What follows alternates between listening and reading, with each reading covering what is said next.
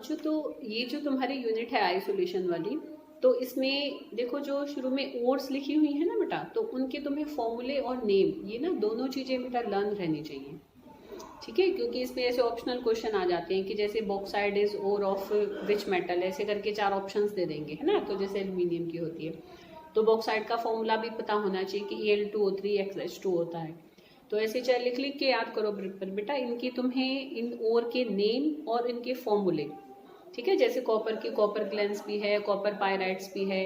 ठीक है, ऐसे जैसे हमारी गैलिना लेड की होती है। तो इस तरीके से तुम्हें क्या करना है कि हर जो भी मतलब मेटल्स की ओर इसमें मेंशन है। ठीक है, मैंने पहले ही मेन ही लिखी है, और भी है वैसे तो बुक में भी बहुत सारी। तो इन मेन ओर्स का तुम्हें विद फॉर्मूले तुम्हें बेटा इनके नाम याद रखने पड़ेंगे।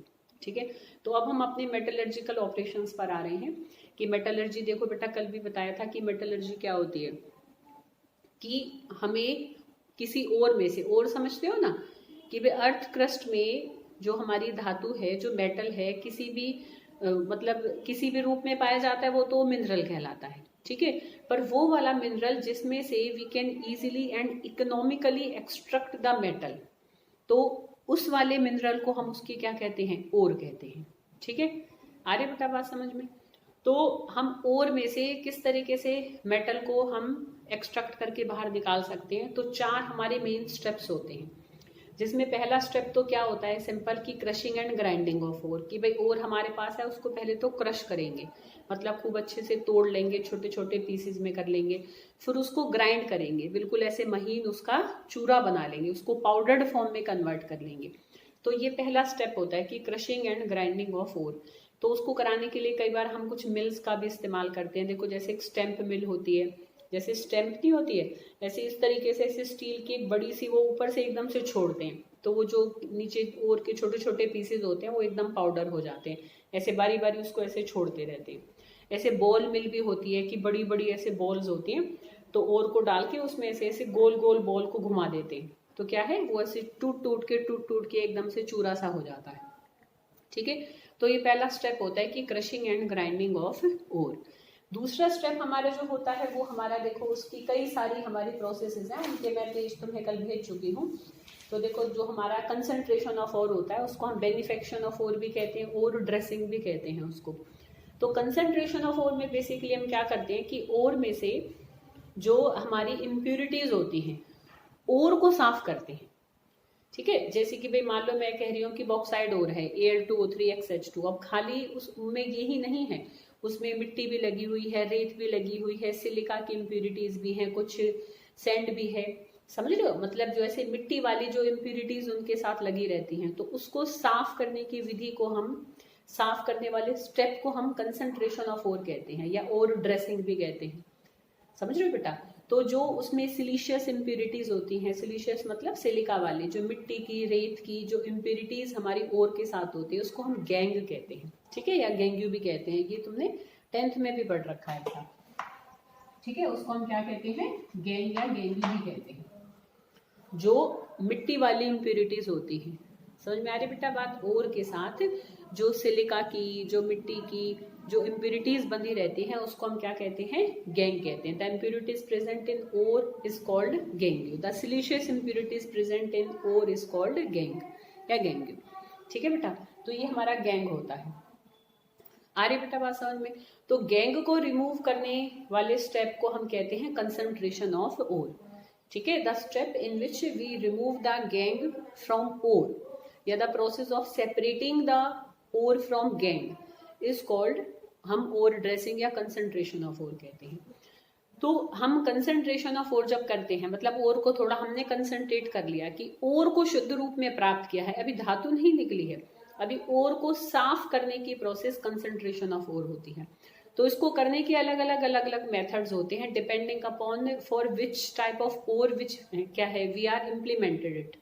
ठीक है, कि ओर हमारी किस टाइप की है, तो अलग अलग ओर के लिए अलग अलग कंसंट्रेशन करने के मेथड्स होते हैं। There are various method to do the concentration of ore. अरे बेटा बात समझ में। तो जो सबसे पहला मेथड हमारा होता है वो है हाइड्रोलिक वॉशिंग, या उसको हम लेविगेशन भी कहते हैं, या उसको ग्रेविटी सेपरेशन भी कहते हैं। इसमें क्या करते हैं हम कि जो हमारा ओर होते हैं, और जो गैंग्यू पार्टिकल होते हैं उनके ना वेट में फर्क होगा, ठीक है। कि और यहाँ पर बहुत हैवी पार्ट, अगर मतलब और बहुत हैवी है, जैसे आयरन की ओर होती है तो बहुत हैवी होती है, क्योंकि आयरन मेटल खुद बहुत हैवी होता है, ठीक है। तो जो हैवियर और पार्टिकल्स होते हैं, और उसमें अगर गैंग हमारा कैसे हो, लाइटर हो, बहुत हल्की हो, तो उसको हम हाइड्रोलिक वॉशिंग के द्वारा क्या कर सकते हैं, प्यूरिफाई कर सकते हैं, कंसंट्रेट कर सकते हैं। तो उसमें क्या करते हैं बेटा, ऐसे ना ऐसे टेढ़ी सी टेबल होती है, ठीक है, उनको ऐसे हम विल्फे टेबल्स भी कहते हैं। तो ऐसे यहाँ पर हम अपने ओर को रख देते हैं, जो हमारी गंदी ओर है, मतलब गंदगी उसके साथ है।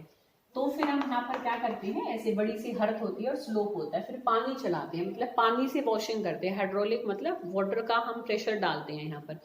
तो जब पानी का फ्लो आएगा तो जो हल्की इंप्यूरिटीज हैं वो तो बहकर नीचे आ जाएंगी, और जो बाहरी ओर के पार्टिकल्स हैं वो ऊपर ही रह जाएंगे, ठीक है। तो इस तरीके से पानी की मदद से हम लाइटर वेट इम्प्यूरिटीज को हेवियर वेट और पार्टिकल से सेपरेट कर लेते हैं, ठीक है।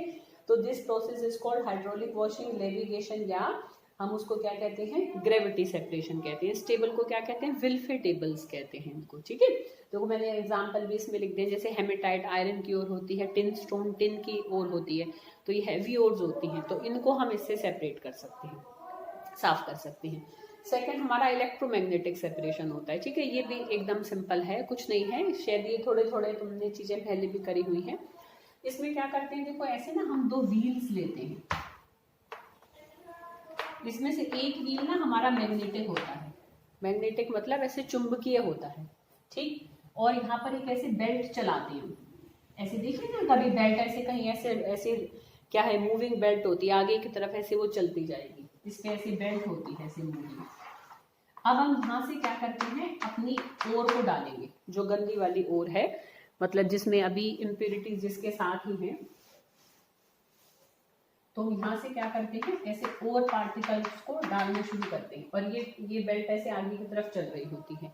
ये उन वाली ओर्स पर हम अप्लाई करते हैं बेटा जिसमें या तो ओर पार्टिकल या गैंग्यू पार्टिकल, दोनों में से कोई एक मैग्नेटिक हो, मतलब चुंबकीय हो, समझ रहे हो, कि इधर the either the Gangu particles or the ore particles are magnetic in nature, एक मैग्नेटिक होगा एक नॉन मैग्नेटिक होगा, ठीक है बेटा। अब यहाँ से जब हम डालेंगे तो ये यहाँ चलना शुरू होगा। अब देखो क्योंकि ये व्हील कैसा है, मैग्नेटिक है, तो अगर और पार्टिकल्स हमारे मैग्नेटिक हैं तो ये जब यहाँ कैसे गिरेंगे, तो जो मैग्नेटिक है वो इससे अट्रैक्ट होकर देखो ऐसे इधर गिरने लग जाएंगे, और जो मैग्नेटिक नहीं है वो ऐसे सीधे सीधे गिरेंगे। जैसे हमें अलग अलग गिरने दिखने शुरू होंगे, हम इनको क्या है अलग अलग करते जाएंगे, ठीक है। यहाँ जो गिरेंगे उसको उधर कर देंगे, यहाँ जो गिरेंगे उनको अलग करते जाएंगे। तो जो मैग्नेटिक पार्टिकल है वो अलग हो जाएंगे, नॉन मैग्नेटिक पार्टिकल्स अलग हो जाएंगे। तो अगर और हमारी मैग्नेटिक है तो यहाँ हमें और के हीप एक ढेर मिलेगा, और अगर गैंग्यू हमारा मैग्नेटिक है तो यहाँ गैंग्यू पार्टिकल मिलेगा, ठीक है।